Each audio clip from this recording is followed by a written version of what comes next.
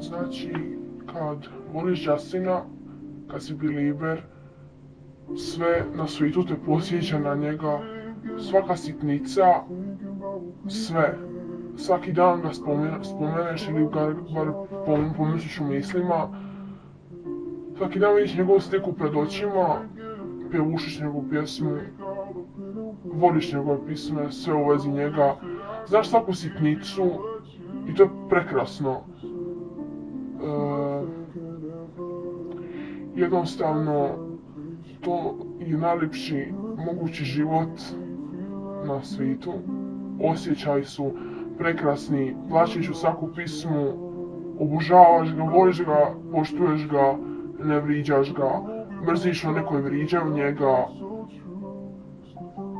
jer svi znamo da to nije istina, to ti traševi o njemu, jer ne znam stvarno zašto ljudi žele njemu toliko zlo nanijet, ali jednostavno se ne da i believeri ne daju Justina i to je znači jednostavno reću ako treba milijun puta, to je nešto najsavršenije na svijetu, jednostavno srce ti je puno radosti, veselja i jednostavno si sretan i nikad nisi tužan, osim kad skužiš da možda nikad nećeš upoznat svog idola, ali never say never i znači to je jednostavno prekrasno